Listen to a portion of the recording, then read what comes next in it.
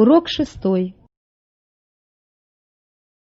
Мы уже прошли с вами 5 принципов, или 5 шагов, или 5 пунктов, 5 истин, которые должны быть в жизни человека, кого Бог может использовать, или кого Бог использует.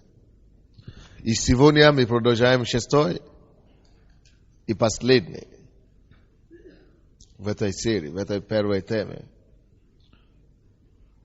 Человек, кого Бог может использовать, или кого Бог будет использовать, должен быть человеком, наполненным духом веры. Библия говорит, а у Халев другой дух, был другой дух. А у Халев был другой дух. Почему у Халева был другой дух? Потому что в то время, когда люди остальные, вы знаете, кто такой Халев? Он один из 12 соглядатаев, которые были посланы в Израиль, в Палестину, в обетованную землю, чтобы смотреть, рассмотреть, разглянуть эту землю, которую Бог обещает им, и что там есть. И действительно, когда люди там были, вы можете читать эту историю от тоже числа 13 глава.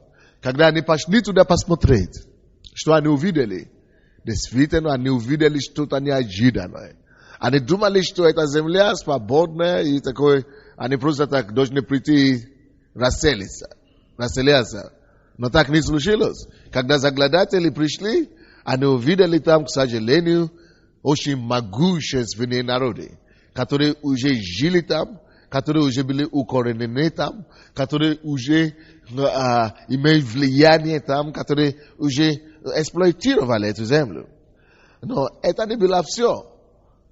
И хуже всего для израильского народа был тот факт, что эти люди были гигантами, как мы говорим, великанами или исполнителями. Да. Они были гигантами, они были исполнителями, они были великанами. И это то, что они видели. И если смотреть по физическим данным, Израиль не могла даже противостоять. Они просто не стоит было выйти на них, вообще попытаться сражаться.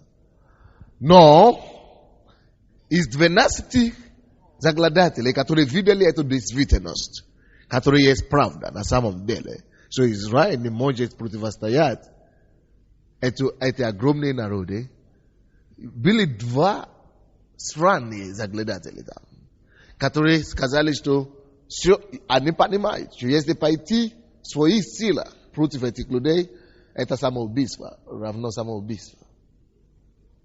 Но все равно, они настаивали на то, что мы можем идти против этого народа, этих народов. Мы можем сражаться, и мы можем победить. Что это? Они видели одно и говорили другое, утверждая, что если Бог нам сказал идти, мы можем. Полагаясь на обетование Божие, они не отрицали действительность, но они утверждали, что они могут победить обстоятельства. Это было в Ветхом Завете. Но даже в Ветхом Завете мы видим принцип веры. Братья и сестры, в результате Бог принял решение, что все, которые поверили того, что они видели, они не увидят то, что они забоялись.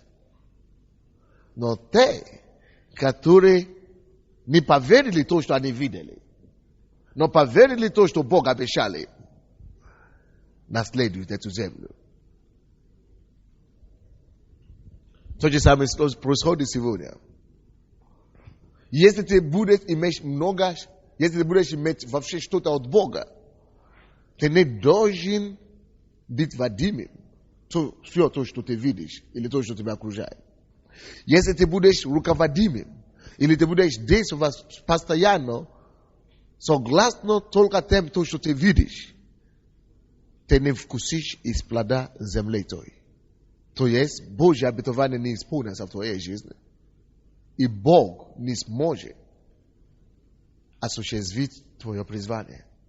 Потому что для того, чтобы Бог мог осуществить призвание избранного человека, кого Он будет использовать, этот человек должен научиться ориентироваться не по тем вещам, которые он слышит, и не по тем вещам, которые он видит. Но он должен вероваться из обстоятельств того, что он видит. Он должен вероваться из всего, что он слышит.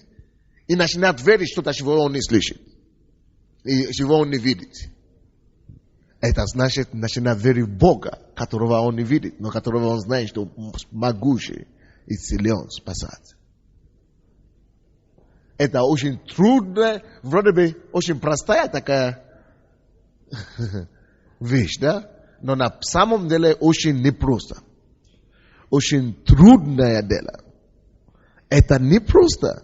Когда ты видишь исполнения, которые даже имели по 6 пальцев, которые по 2 метра в роста. И ты такой нормальный, обыкновенный человек, и ты думаешь, что ты сможешь сражаться с ними.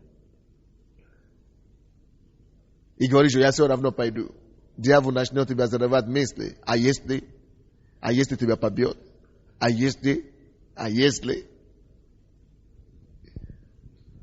Но дух веры присущий всем, кого Бог будет употреблять. Бог не может тебя использовать сверхъестественно, если ты не будешь научиться ходить по вере и жить по вере. Мы учим о вере, мы слышим о вере много чего, но мы должны научиться жить по вере. Верить во что до того, как произойдет. Это наше призвание, это наша участь. Мы все с вами, если мы будем идти далеко с Богом, если мы будем успешны в деле Божьем, мы должны научиться верить раньше, чем мы увидим. Верить раньше, чем это произойдет. Что ты ожидаешь, что произойдет в твоей жизни? Научись сейчас принимать их уже верою до того, как ты увидишь их. Научись себя, подготавливать себя духовно, внутри себя. Что я это уже принял, а ты это еще не видишь. Что это уже случилось, а ты еще не случилось. Это то, что мы называем дух веры. Только люди, которые имеют такая настройка, только люди, которые имеют такой подход к жизни, только эти люди поднимаются в лестнице веры. Только эти люди поднимаются в лестнице Духа Святого. Только эти люди поднимаются в лестнице повышения и увеличения Царства Божьего. Мы все понимаем это, что нужно верить. Но так мало нас, кто практикует это. Мы все хотим практиковать это. Но так мало нас, кто приучен к этому. Я говорю и учу сегодня с той целью, чтобы это вошло в вас, и чтобы вы могли принять решение, составить себе, начинать мыслить вот таким образом. Чтобы вы могли настроить себя, воспринимать раньше, чем ты увидишь проявление. Чтобы ты мог настроить себя, начинать жить теми вещами, которые еще не произошли. Чтобы ты начинал знать то, что Бог будет делать, прежде чем Он его делал. Физической веры. И в результате Бог сказал, из-за того, что вы остальные 10, вы поверили, вернее, то, что вы видели, тяжелые ситуации. и вы забили мои слова, вы не наследуете царство, вы не наследуете землю. Now, вы думаете, что это только они виновны в этом? Мы все виновны в этом, и вы виновны в этом. Может быть, ты сейчас видишь ситуацию, которая окружает церковь, и ты больше живешь этими трудностями и ситуациями. Что как тяжело, как невозможно, как гонят, как придавляют. Если ты больше этим живешь, чем то, что ты знаешь, что Бог может делать, ты оказался в позиции этих 10 заглядателей. Если ты больше живешь, допустим, ты не замужем, если ты больше живешь, то, что ты видишь, что ты одинокая или одинокий, и это, ты больше этим живешь, ты знаешь, что у меня все равно будет жена однажды или муж однажды. Но ты больше живешь этим, тем состоянием, которое ты сейчас видишь, действительность, которая сейчас есть, это то же самое, что для 10 заглядателей. Они поверили, они двигались, они действовали согласно тому, что есть. Согласно тому, что они видели. Согласно той действительности, которая существует вокруг них. Но, заметьте себя, они не отрицали действительность. Они признали, что так оно есть. Да, я болен. Но я знаю, что я буду исцелен. Я больше знаю, что я буду исцелен, чем я знаю, что я болен. Да, я одинок, но со мной Иисус. Я больше осознаю, что Иисус рядом со мной, и Дух Святой живет со мной постоянно, чем я знаю, что я не одна. Кто тебе сказал, что ты одна? Потому что это неправда все равно. Это ты так думаешь. Потому что ты ориентируешься по тому, что ты видишь или не видишь. Это был грех заглядателей.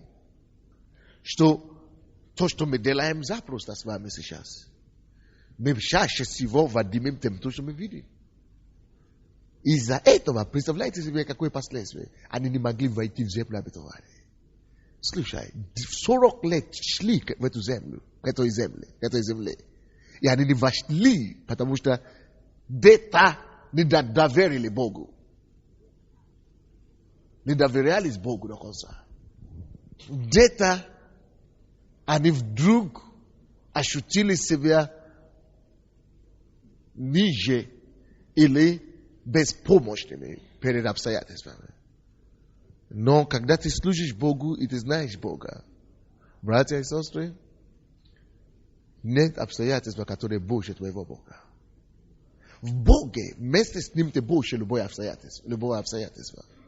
Вместе с Ним ты выше любой горе. Вместе с Ним ты можешь победить любую армию. Но Халев, Библия говорит, и Иисус Навин. Потому что они поверили в того, что они не видели. Потому что они поверили в Бога, который когда-то говорил к ним, что они наследуют землю обетованную. Несмотря на кто там живет.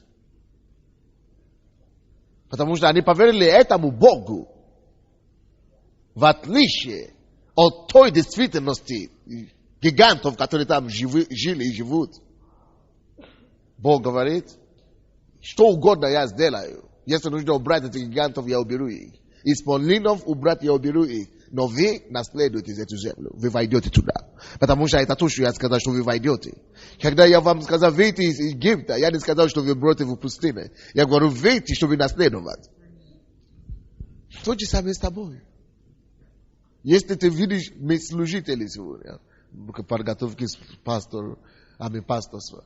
Если ты видишь, что Бог тебя призывает к служению, ты однажды будешь пастором, ты однажды будешь евангелистом, или ты будешь нести какое-то служение. И ты видишь вокруг себя сейчас, вообще невозможно. Чувствуешь, все обстоятельства просто останавливают тебя. Все обстоятельства просто переграждают тебя. Преграды на каждом шагу. Как будто ты попал в клетку. Но когда Бог тебя призвал, Он призвал тебя, чтобы добиться одну цель. Он призвал тебя, чтобы осуществить что-то. Если бы Он знал, что ты не будешь осуществить, зачем Ему тебя призвать? Он знал, что у тебя будут эти ограждения и обстоятельства, но Он позволит, чтобы они были там, чтобы знать, чем ты движимый, верою или видимой. Или видимостью.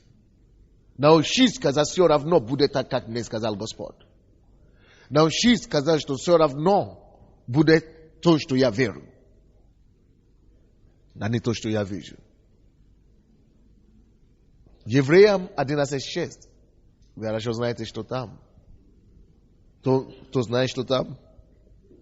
Полностью. Вы уверены, что оно так написано? Аминь. А без веры угодить Богу невозможно. А без веры угодить Богу невозможно. Ибо надобно, чтобы приходящий к Богу веровал. Но недостаточно нам только веровать, когда мы приходим к Богу. Но если мы хотим в дальнейшем угодить Богу, только когда мы будем веровать заранее. То, о чем мы просим, то, о чем мы помышляем, то, о чем Он просит нас делать. Даже когда обстоятельства говорят нам, нет, невозможно и не будет. Надобно, чтобы приходящий к Богу веровал, что Он есть, и ищущим Его воздает. А без веры угодить Богу невозможно. Однажды у меня была очень сложная ситуация со здоровьем. Я сказал, Господь, я буду все равно Тебя верить. Я молился год. Не было улучшения в моем здоровье. Я пошел к другим пасторам, я позвал их, помолитесь за меня. Я должен получить исцеление. Я молился в церкви здесь, я не получил исцеление. Я говорю, Господь, не приложили лечение. Это у меня что-то здесь было. Грыжа. Сказали, что не внутренняя грыжа, а какой-то, не грыжа такой большой. То есть просто маленькая. Не надо операцию как такового. Это надо какое-то лечение лазерное или что-то такое. Американская технология пришла. Я сказал, Господь, все равно, даже если я буду делать операцию, или я буду идти на лечение или лекарство, даже принимая лекарство, я все равно буду Тебя верить. Что Ты мой целитель. Даже если мне придется делать операцию, даже перед операционным столом или под операционным столом, я все равно буду продолжать верить, что Ты меня исцелишь. И это исцеление может быть через операцию или просто так. Но все равно буду верить до конца. То, что ты принял медицину, это еще не значит, что ты уже не веришь. Вера, это то, что происходит в твоем сердце. Даже если я принимал лекарства, я все равно верю. Сколько людей принимал лекарства и не исцеляются. Врачи могут вырезать опухоль или что-то. Они могут резать, но Бог исцеляет. Оживляет. Так что верь в любой ситуации. Ты говоришь, может быть, кто-то говорит, почему ты плачешь, ты не веришь. Может быть, тебе плохо. И ты по плоти, ты не можешь ничего делать. И ты плачешь. Но я не думаю, что потому что ты плачешь, ты уже не веришь. Ты можешь плакать от боли, но все равно веришь, что Господь даст тебе победу. Ты можешь кричать слезно и рыдать. Это не потому, что ты не веришь. Потому что тебе плохо или тебе больно. Но это не должно изменить и влиять на твою веру. Ты должен все равно сказать Богу, что несмотря на эти слезы, я тебе верю. Ты дашь мне что-то. Несмотря на эту операцию и на эти лекарства, я тебе верю. Ты дашь мне что-то. Ибо надобно, чтобы приходящий к Богу веровал, что Он есть воздающий Его. Без веры угодить Богу невозможно. Прими решение. доверься Господу во всем. Маленькие вещи в твоей жизни, особенно в больших вещах. Без уровня твоей веры определить, как далеко ты пойдешь с Богом. Напиши себе это. Насколько ты будешь верить Богу, определить, как далеко ты пойдешь с Богом. Как выше ты поднимешься. Как высоко ты поднимешься с Богом.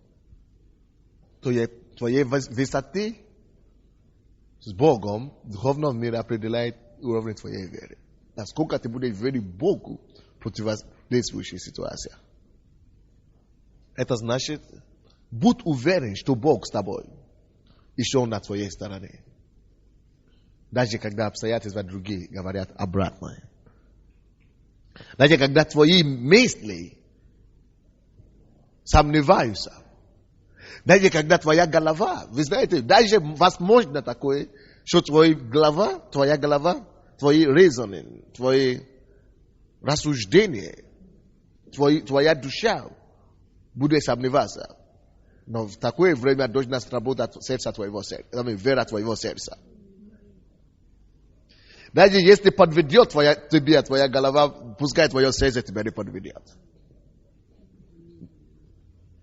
Даже если мысли твои, ты сам не можешь себе не поверишь. Пускай твое сердце будет все равно твердо. Утверждено на камне, что все равно Бог на моей стороне. Я не знаю, почему такие мысли. Все равно я вижу, что будет свет в конце туннеля. Вот что значит просто верить. Не так сложно. Просто знай, что Он на своей стороне. Будь уверен, особенно если Бог говорит или обещает, что Бог Он не лжет. Вера, это значит верить, что Бог не лжет, Иисус не обманщик. Напиши такое определение. Вера. Это знать и поверить, что Бог не лжет, Иисус не обманщик. Только у пастора Сони можно слышать такое определение, да? Все нормально. Это значит, если он не обманщик, значит, я могу ему верить. Это значит, если он не лжец, я могу довериться ему. И когда ты молишься, когда речь идет о молитве, знаешь, что он тебя слышит тебя в любом случае. Знаешь, что в любом случае он тебя слышит. Первое послание Иоанна, 5:4. Ибо всякий рожденный от Бога побеждает мир, и это есть победа, победившая мир. Вера наша. Это есть огромнейший принцип, чтобы победить в этом мире. Братья и сестры, если Бог тебя будет использовать, человек, который использует Бог, человек, который употребит Бог, если Бог будет вас употреблять, у вас будут страшнейшие сражения жизненные. У вас будут страшнейшие вызовы и войны, и атаки. И Бог не хочет, чтобы дьявол победил вас. Поэтому Он хочет вооружить тебя верою. Потому что только верою ты можешь победить мир. Даже Бог не может за тебя победить этот мир. Когда эти ситуации начались, мы молились, и я молился. Однажды Бог мне сказал, ты молишься много. Я говорю, правильно. Он сказал, пока пора тебе начинать верить.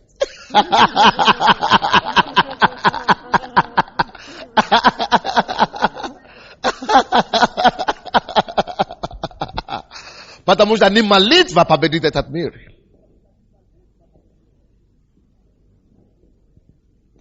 А способность верить Богу, когда ты молишься, что ты уже получишь то, что ты просишь. Или то, что Он сделает, то, что ты говоришь. Я говорю, Господь, я виноват. Я понял. Когда ты молишься много, иногда останавливайся и скажи, Господь, слушай, Теперь я только молюсь, или я верю параллельно, или нет. Если ты видишь, что ты много молишься, и ты даже не замечаешь, веришь ли ты или нет, надо остановиться, перевооружаться. Начинать верить, а потом продолжать молиться. Может быть, тебе надо перегружаться в слове, тебе надо остановиться, перестать молиться и укунуться в слове. Слово. Пока не возродится вера, когда ты не начнешь укрепиться и верить, и принимать верой, тогда продолжай молиться. Потому что написано, вся есть победа, победившая мир. Не молитва твоя и не наша. И не пост наш. Вера наша. Почему КГБ против меня, СБУ против администрации президента звонят, вывезите его из страны? Прокуратура говорит, что исключите его? И год стараются, я еще здесь. Они говорят, что это, наверное, не он. Но если честно, это он. Через силу молитвы через веру. Благодаря силе молитвы через веру. Они говорят, что нужно убрать его, не убирается. Уничтожить, не уничтожается. У тебя будут такие же вызовы в твоем служении. Когда ты начнешь ходить и достигать вершины в духовном мире. Когда ты начинаешь потрясать, ад. Я тебя целые легионы он пошлет, чтобы именно заняться тобой. Ты скажешь, есть другие церкви, почему только я? Я тоже часто задаю себе этот вопрос. Хотя я знаю на него ответ. Есть другие пасторы, служители, нас много, почему только я? Когда ты становишься опасным для дьявола в духовном мире, когда ты становишься известным в аду, конечно же, не ожидаешь, что не будет сражений. И, братья, если ты будешь использованы Богом, ожидай сражений. Ожидай войны, но то, что тебе даст победу в этих жизненных сражениях твоих, вера наша. Библия говорит нам, первое послание Иоанна 5:19, что весь мир лежит возле, хотя мы от Бога. Дети вы от Бога, но весь мир лежит возле.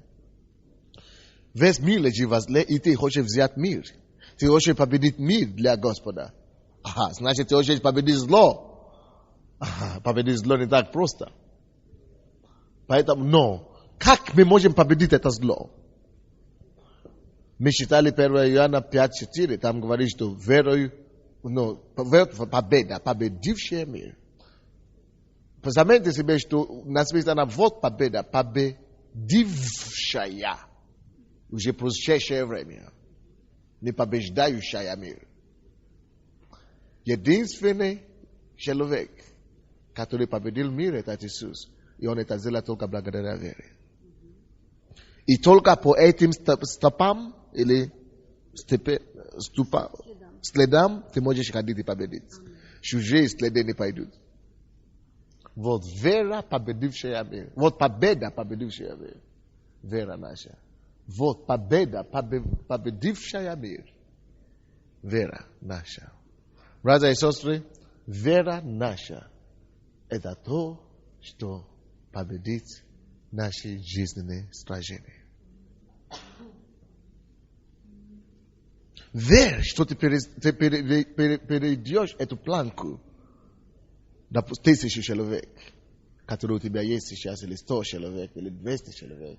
Верь, что ты перешагнешь это обстоятельства или преграду, которые стоит перед тобой сейчас. Вы помните, с чего мы начали? Одна действительность у заглядателей. Но решили верить в другой действительность. Пренебрегая, проходя мимо то, что очевидно и, ясно. Они предпочитали быть меньшинством, предпочитали быть неразумным Христову ради. И Бог уважает такие веры. И поэтому только они наследовали царство. Там и землю. Когда ты молишься, очень важно, чтобы ты всегда был настроен так. Когда ты молишься, всегда опережай себя. Опережай. Пускай твоя вера опережает твою молитву. Когда ты молишься, я до сих пор учу себя этому. Я лично сам иногда уступаю в этом. Но я знаю, я учу себя этому. Что я учу себя? Что когда я молюсь, очень часто я всегда думаю, как большинство из вас, что я помолюсь и будет. Помолюсь и что-то случится. Но я хочу переубедить и научить себя думать так. Я начну молиться, потому что если я начну молиться, это значит, я уже знаю, что я получил.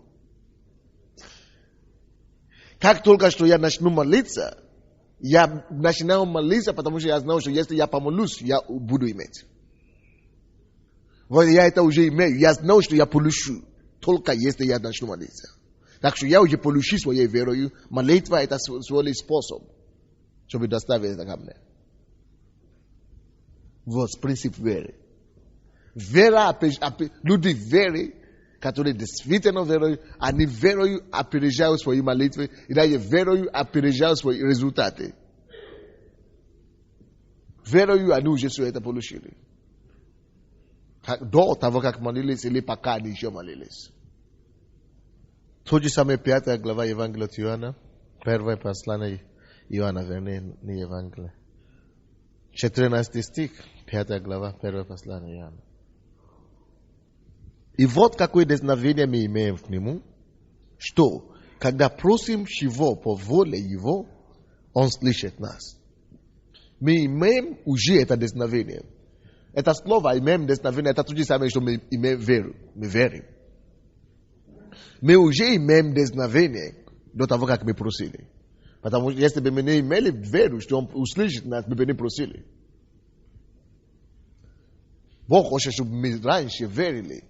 И заранее поверили, что Он услышит нас, даже когда мы еще не просили.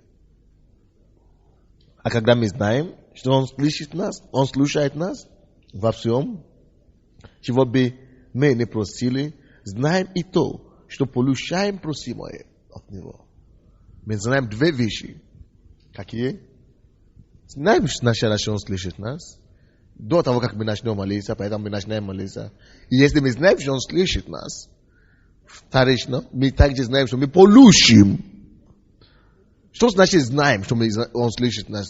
Мы знаем, что мы получим. Это говорится о вере. Дух веры. Мы знаем, что Он слышит нас, когда мы молимся Ему, по воле Его. И мы знаем, что если Он слышит нас, потому что Бог не глухой, то мы получаем тогда. Просим от Него. Все, что Бог будет тебе поручать делать в твоем служении, будет что-то невероятное для твоего ума. Будет что-то, которое больше тебя. Все задания, которые Бог будет, все задания, которые Бог тебе будет давать, служение, будет задания, которые будет казаться тебе невозможное. Если это Бог тебе говорит. Но тебе понадобится вера, чтобы приступить к этому делу. Без веры ты не сможешь добить ничего значительного для Бога. Потому что Бог скажет тебе, допустим, сделать что-то громадное, допустим, построить дом, который стоит $10,000 или $100,000. А у тебя вообще зарплата $30 в месяц. Или 50. Как ты тогда получишь? Ну, ты какой-то сумасшедший. $50 в месяц у меня зарплата, говоришь, 10. Я даже никогда в жизни не видел. Но благодаря духу веры, Бог хочет, чтобы ты это увидел и захватил. И я вам скажу, в поприще веры не бывает совершенных людей. В школе веры очень невозможно быть отличником все время. К чему я склонюсь? Ты будешь ошибаться. Ты будешь, как мы говорим, как это? Ты будешь потерпеть некоторые поражения иногда. Ты будешь протирать руку иногда, и ты не достигаешь, и ты не достигнешь. Тебе приходится вернуться обратно назад. Либо потому что твоя вера еще не хватит, либо не хватает, либо потому что тебе надо еще подготовиться, или чего-то еще. То есть в школе веры это нормально терпеть поражение, временное поражение. Это нормально, иметь временное отступление, чтобы потом иметь огромное победоносное наступление. То есть будут ситуации в твоей жизни, когда ты будешь ошибаться. Я еще не видел ни одного совершенного человека. И в поприще веры то же самое. Как если ты хочешь, чтобы Бог использовал тебя, чтобы пророчествовать, Бог хочет всех верующих использовать, чтобы пророчествовать. Потому что все верующие могут пророчествовать. Мы имеем дух пророчества все. Но не все пророчествуют. Вы заметили, что не все в церкви слова веры пророчествуют? Кто из вас еще никогда не пророчествовал? Вы никогда еще не пророчествовали. Даже некоторые закончили библейскую школу, все равно никогда не пророчествовали. Представляете? И уже верующие год, или полгода, или 3 года. Почему? Не потому что Бог им не говорит или не хочет, чтобы они пророчествовали. Потому что, чтобы пророчествовать, тебе надо вера. Ты не можешь ничего, все, каждый шаг твой с Богом, каждый твой шаг, вот такой шаг. Надо делать все по вере. Даже чтобы пророчествовать, надо вера. Чтобы говорить, даже Бог тебе может говорить, проговорить, даст тебе слово, но чтобы это слово передать, просто открыть рот, надо вера. И очень часто, когда ты начнешь, если ты будешь бояться ошибаться, ты никогда не будешь пророчествовать. Потому что иногда у тебя будут ошибки. И иногда Бог будет говорить, но ты не будешь точно, ты не сможешь точно передать, как Он говорит. Потому что Он Бог, а ты пропускаешь это через твой дух, а твой дух было все совершенно, может быть. Но чтобы передать это через твою душу, через твои знания, твой ум, будут искажения какие-то. Но это естественно. Если ты будешь бояться этого всего, или что люди подумают, ты никогда не сделаешь ничего для Бога. Но ты должен делать все по вере. Дать то, что тебе Бог дает. Шагать к тому, к чему Бог тебя призывает. Но идти навстречу Богу верою, это все делается верой. Бог не сможет тебя использовать в духовных дарах. Никаких. Если у тебя не будет вера. Потому что сомнение будет заглушать любой духовный дар. Если Бог тебе дает слово знания, если ты не будешь верить, ты не сможешь сказать. У тебя будет сомнение. Даже чтобы говорить на иных языках, надо вера. А что мне сказать? Откуда мне знать, что тебе сказать? Скажи. А как? Что сказать? А что? А если я так не скажу? Или не так скажу? А если как? Или может быть не то, он не Дух Святой говорит во мне. Это, наверное, я сам. Это и называется сомнение. Это называется сомнение.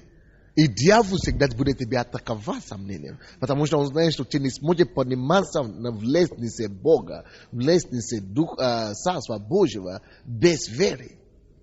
Поэтому он захочет сбить тебя с ног. Сомнениями.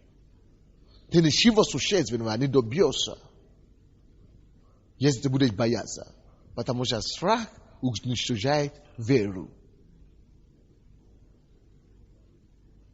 Люди, которые ничего не могли делать в духовном мире и для Царства Божьего, большинство из них парализированы и стали импотентами в духе, потому что они именно через страх. Через страх. Потому что дьявол страхом заглушает их веру. Может быть, я не так сделаю. Может быть, меня не так поймут. Тогда ты будешь так, как ты будешь навсегда низким человеком.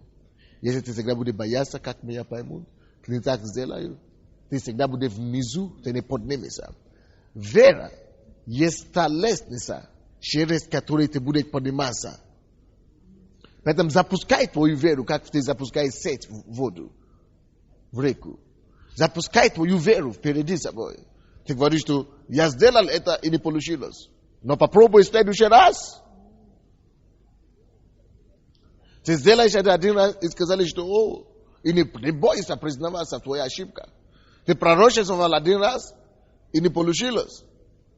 Не скажи, что это Бог не сделал то, что Он сказал. Почему-то я не знал, почему не произошло. Нет, скажи, что это я не понял правильно. Это я ошибся. Это не то, что что-то я не знаю.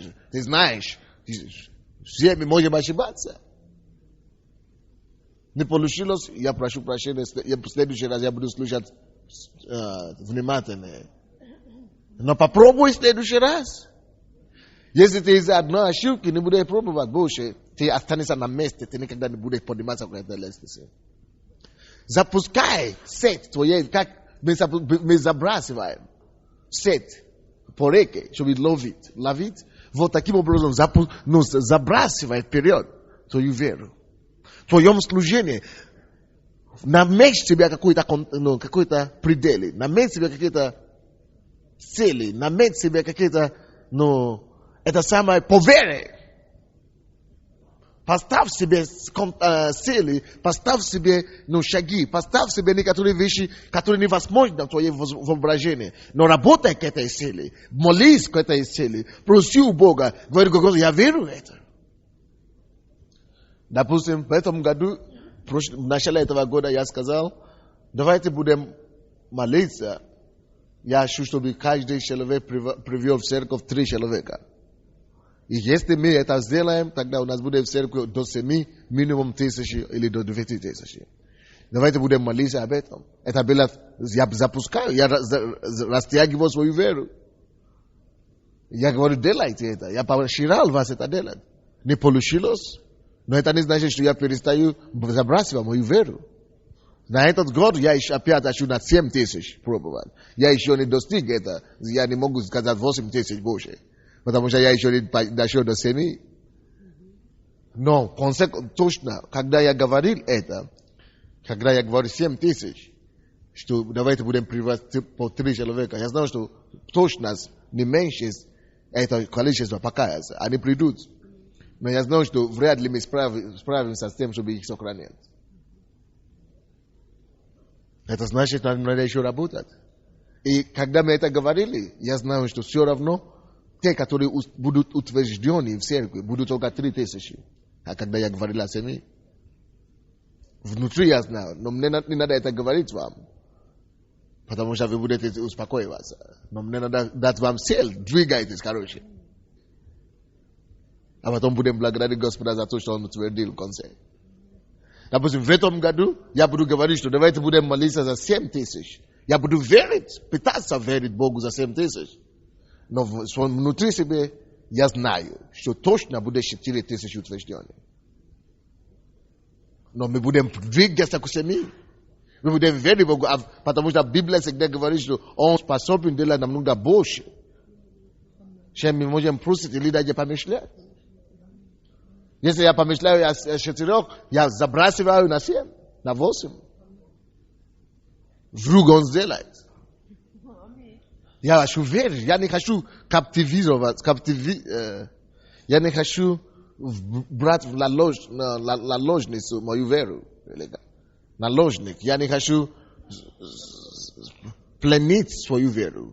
Я не хочу ограничить свою веру. Я хочу запускать свою веру. И ты должен делать это время от времени, по вере. И не просто говорить, заявлять вещи как пустословник, как демагог, понимаешь? Тебе надо это говорить и работать к этой цели. Поставить эту цель и двигаться к этому. И делать вещи соответственно этому. Ефесянам 6, 16. Бог никого не может использовать серьезно. Никто не может быть могущественным, сильным в руке Божьей, если он не научится ходить по вере и двигаться по вере, и жить по вере. Он должен быть человек, который имеет дух веры. Никого Бог не может использовать, если человек не будет человеком веры. Потому что только верою ты можешь побеждать те вызовы жизни, которые у тебя будут. А если у тебя не будет веры, ты не будешь силен веры, эти ситуации будут тебя побеждать. Ефесянам 6, 16. А больше всего возьмите щит веры. Больше всего. Из чего? Из всего оружия Божие. Библия говорит, возьмите все оружие Божие. Но больше всего, что мы должны взять? Это больше всего. Видишь, почему тебе надо себя кормить верой? Почему тебе надо искать способы, чтобы поднимать свою веру? Постоянно и постоянно. Почему иногда Бог допускает и должен допускать проблемы в твоей жизни, чтобы у тебя могло возрастать вера? Почему больше всего щит веры? Потому что вера это щит. Напиши это себе. Вера это щит. Что такое щит? Щит это защита. Возьмите щит веры. Что значит щит веры? Щит веры это щит, который меня прикрывает, который меня защищает. Каким образом я буду защищен в этом злом мире? Щитом. А что за моя щит? Мой щит. Моя вера.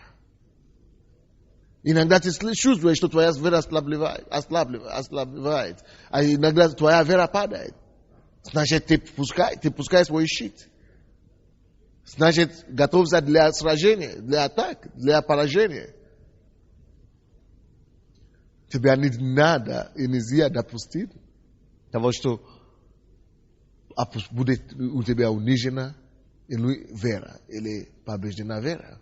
Потому что тогда ты расслабляешь.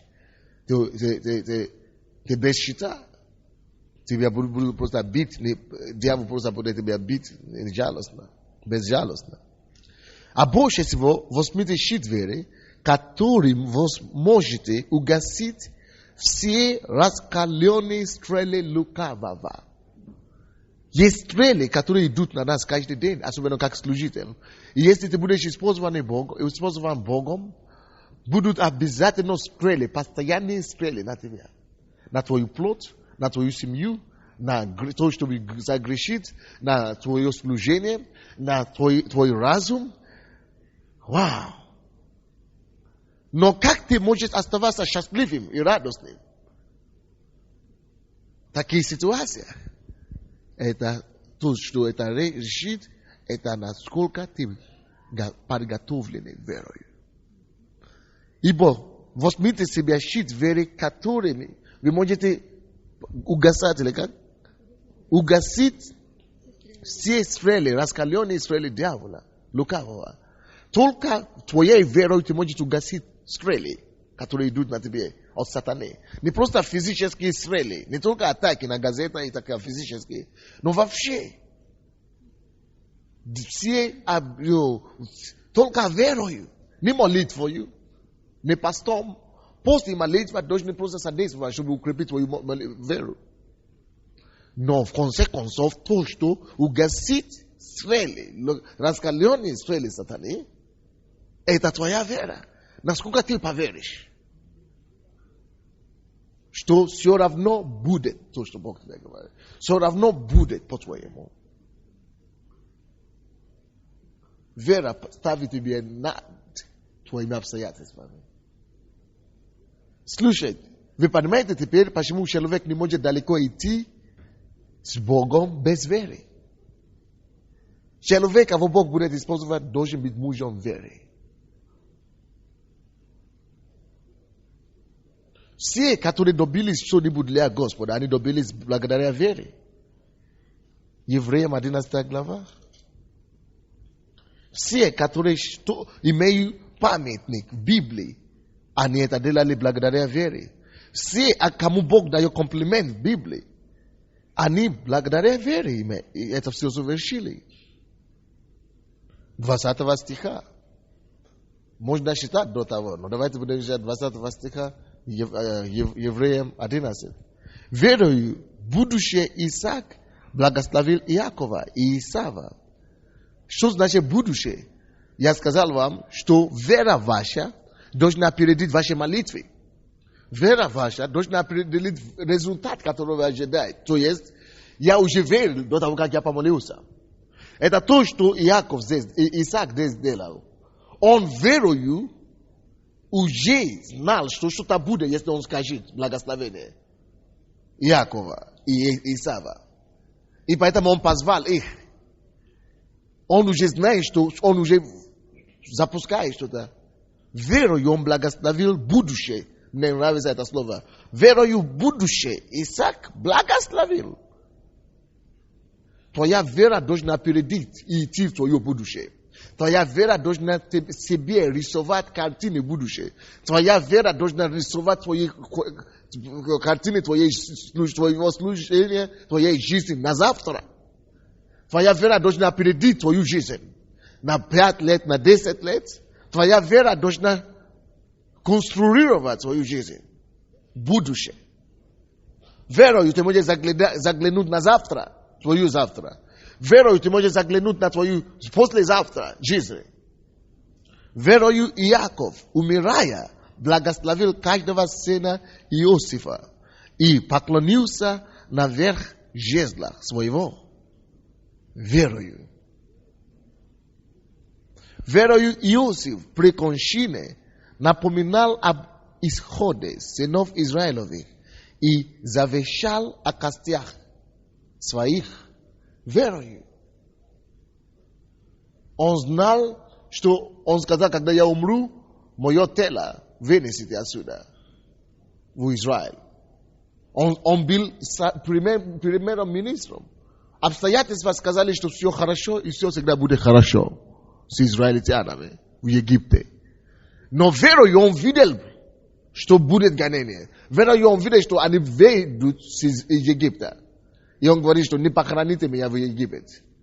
Верою он видел свои кости, как они передвигаются в Израиль обратно. Что ты видишь твоими глазами веры? Я задаю себе тот же самый вопрос. Вера видит будущее. И когда ты будешь видеть будущее своей верой, духом веры, тогда тебе проще устоять против времени, противодействия и противостояния. Верою Моисей, 23 стих, по рождению 3 месяца скрываем был родителями своими. Ибо видели они, что дитя прекрасно, и не устрашились царского повеления. Верою Моисей, предшедший возраст, отказался называться сыном дочери фараоновой. Если бы у него не была вера, что Бог его избавит, он знал, что это могла быть смерть ему. Он знал, что он мог бы стать бомжей, если уйти из дворца фараона. И лучше захотел страдать с народом Божьим, нежели иметь временное страдание греховное наслаждение? Неужели иметь временное греховное наслаждение? Вера тебе позволяет пережить трудности временные. Потому что ты знаешь, что завтра будет прекраснее, чем сегодня. Верою ты можешь переживать страдания. Ты можешь пройти через лишение. Ты можешь пройти через неуважение и посрамление. Верою. Если твои глаза веры увидят что-то светлое, увидят что-то конкретное, что-то, которое ты знаешь, что ты знаешь, Бог сделает. И поношение Христова пошел большим для себя богатством, нежели египетские сокровища, ибо он взирал на воздаяние. Верою оставил он Египет, не убоявшись гнева царского, ибо он, как бы видя невидимого, был тверд. Видите, что я говорю? Видя невидимого. Вера видит невидимого. Пишите себе это. В твоей жизни вера твоя должна видеть невидимое. Я не знаю, как будет, но в моей личной жизни, скажем, я вижу через 20 лет, когда я буду стоять на сцене с Фаресом, это мой сын, уже есть факт. И я вижу еще один сын и одну дочку. Я вижу себя вместе с ними на крусейдах. Я вижу девушка, как это, в возрасте 13, 15, 16, подростка. Я вижу парня, я вижу ребят с собой. И я вижу, что у меня будет будущее в моей семье.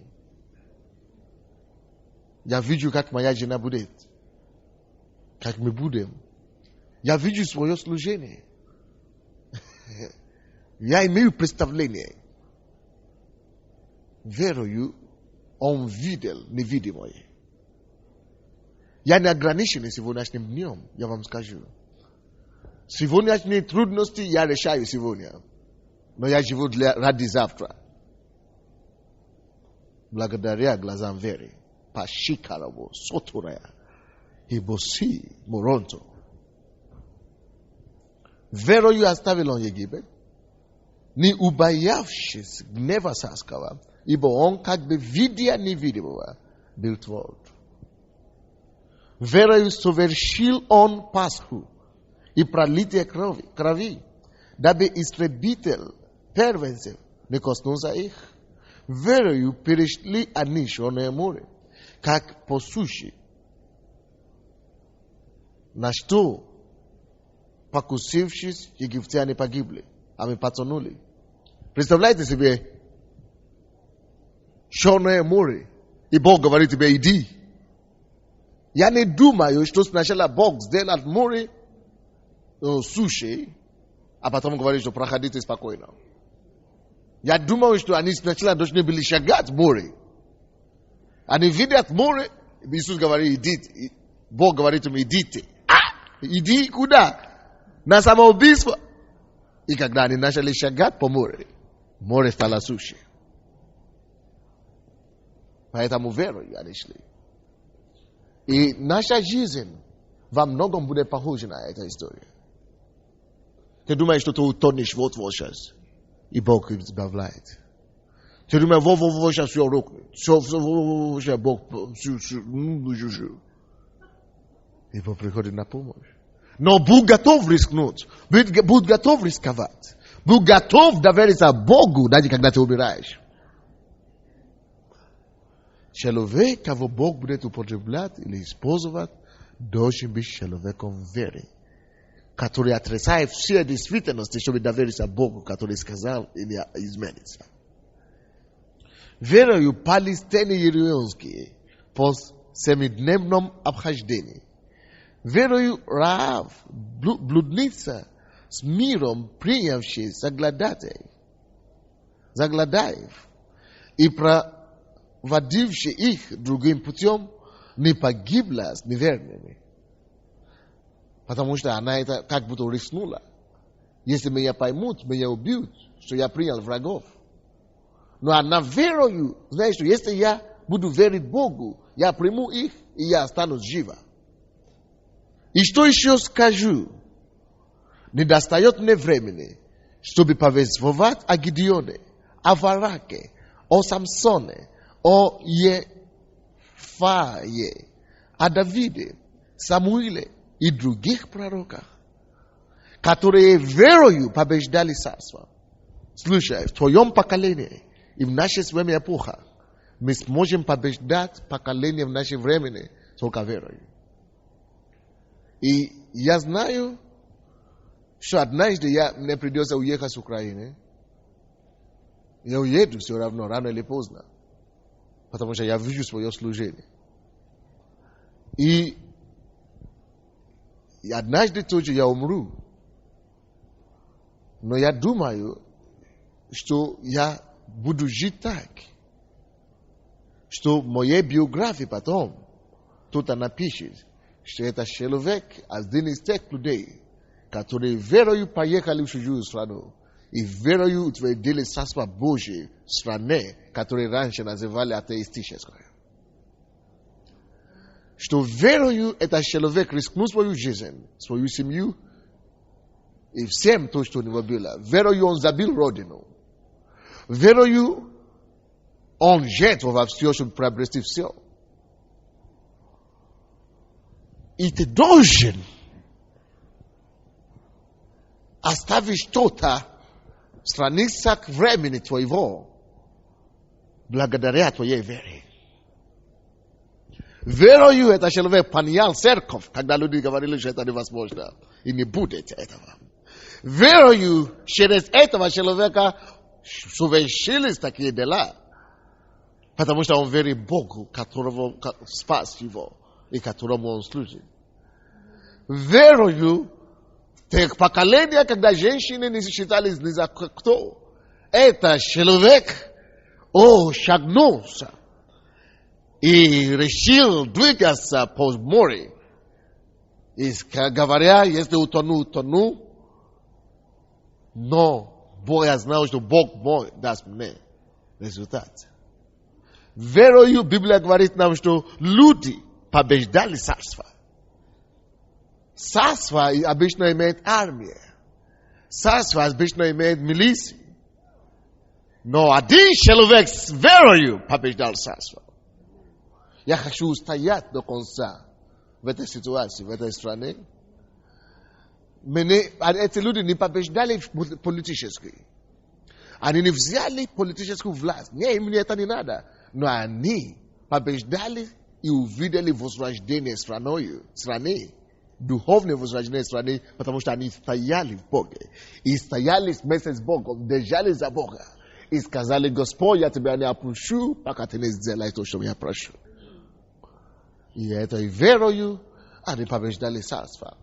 И я молюсь, чтобы когда мы доживем наше времени, чтобы о нас было написано, не только о пастора Сандея, что он что-то сделает верою, но чтобы сказали, что через эти группы людей, тысячи их было, каждый из них совершил определенный подвиг, прежде чем их время и поколение ушло в небытие. Когда я думаю о том, что я служитель Иисуса, когда я думаю о том, что были предо мною пророки и апостолы, когда я думаю о том, что они совершили для Бога, как их представили перед львами, как львы разделяли их в кусках, веря в Богу, и сказали: если мы умрем, но мы будем стоять за веру. И они умирали героически. Когда их распяли, сверх ногами и с головой вверх, вниз, потому что они хотели, чтобы вера дошла до нас. Когда их сжигали и варили в горячее масло, когда их бросали камни, я говорю: Господь, что я смогу делать в моем поколении? Верою. Тебе не надо деньги, тебе не надо влияние, тебе не надо много чего, что люди думают в этом мире нужно, чтобы побеждать.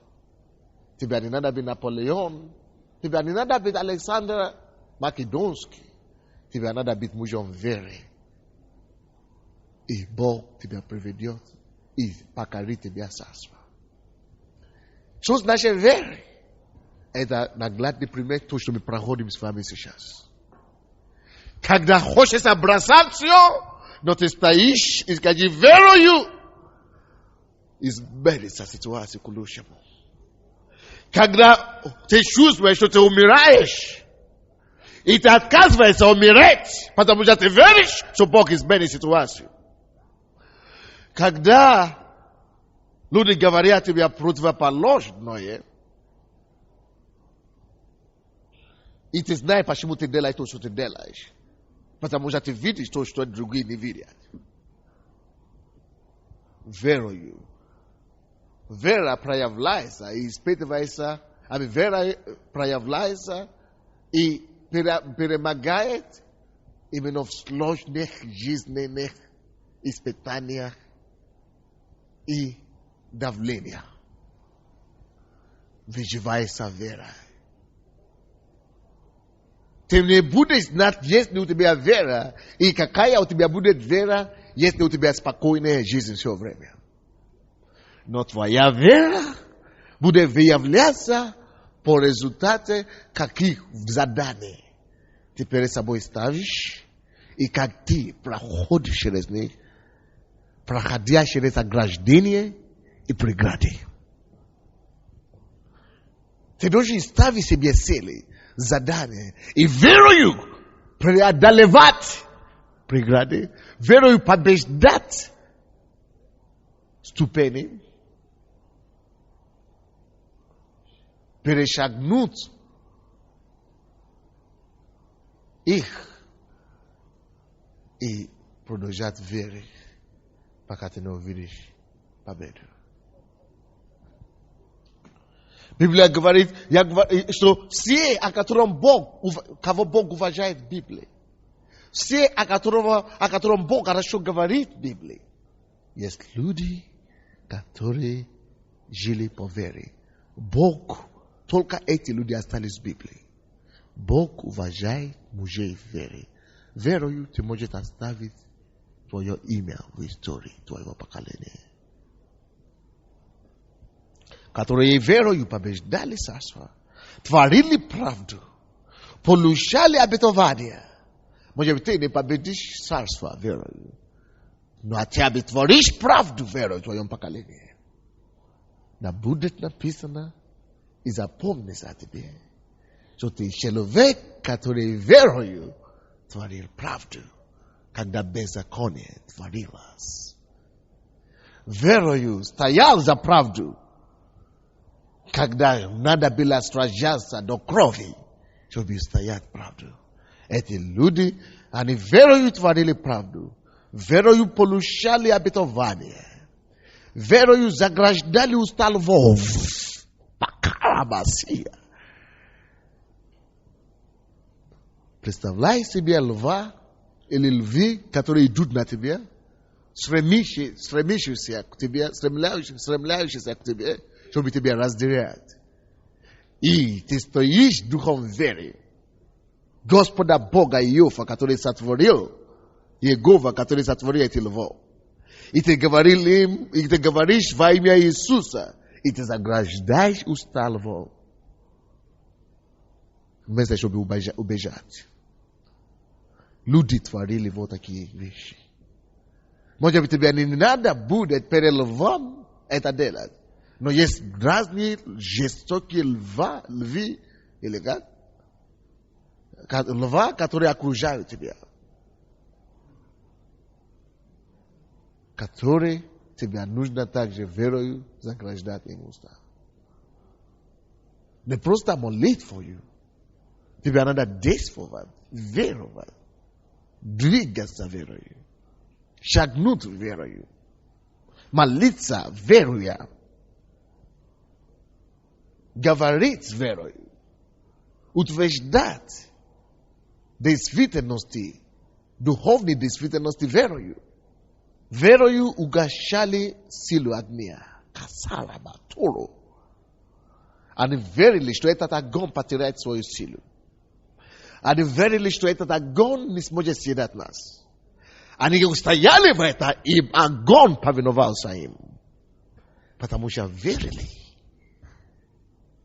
Не убоялись, потому что страх уничтожает веру. Когда я вижу это, иногда я плачу за свое неверие. Господь, помоги нам быть верующим. Мы еще не представились перед такими обстоятельствами. И мы уже смущены. Мы уже беспокойны. Давайте будем стоять в вере. Вера оправдывает людей. Вера наша оправдает нас. Угашали силу огня, избегали острые меча, укреплялись от немощи верою. Верою избегали острого меча. Верою укреплялись от немощи. Верою были крепки на войне. Верою прогоняли полки чужих. Женщины получали умерших своих воскресшими верою. Женщины стали в вере и воскрешали из мертвых. Иные же замучены были верою. Они терпели мучения, не принявши освобождения, дабы получить лучшее воскресение. Другие испытали поругания верою и побои, а также узы и темницу. Были побиваемы камнями, перепиливаемы, подвергаемы пытке, умирали от меча, скитались в милостях и кожах, терпя недостатки, скорби, ослабления. Я сказал вам тогда, что можно в твоих слезах верить. Можно верить в твои боли. Можно верить в твоих рыданиях. Я говорю, можно даже верить на операционном столе. И все равно стоять по вере. Есть люди здесь, которые стояли и переносили поругания верою. Они стояли в узах и темницах верою. Они их побили камнями. Они стояли веруя. Их подвергали пытке. Они стояли и держались верою. Бог не вмешивался в эти ситуации. Бог не остановил их врагов. Но они не бросали веру. Люди, кого Бог будет использовать, то будет делать подвиги для Бога. Есть люди, которые будут верить, несмотря на что. Библия, поэтому об них и пишется. Те, которые весь мир не был достоин. О, Маса, Яра, Мото. Хотелось бы, чтобы о нас такое говорили. Что эта страна, или как мир, нас недостойны. Мы выше них намного. Это люди веры, которые весь мир не были достойны.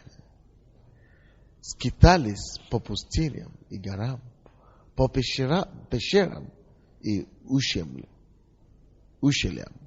земли. И все эти свидетельствования веры не получили обещанное, потому что Бог предусмотрел о нас нечто лучшее, дабы они без нас достигли совершенства. Братья и сестры, наше время проще достигать совершенства. наше время проще делать подвиги. Вот о чем речь идет. Мы живем в лучшее время, чем они жили.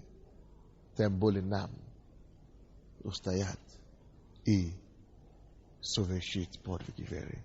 Слушай, все возможно для тебя во Христе Иисусе, но через твою веру. Все могу делать в укрепляющем меня Христе Иисусе, но через твою веру. Ты можешь делать все через твою веру. Давайте будем молиться. Станьте, переговорите с Богом. Человек, кого Бог будет использовать, должен быть мужем веры.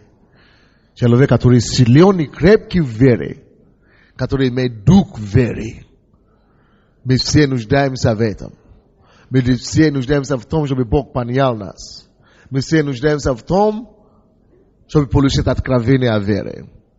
Господь, я нуждаюсь в откровении веры. Открой нам веру по-другому. Открой наши глаза по-другому.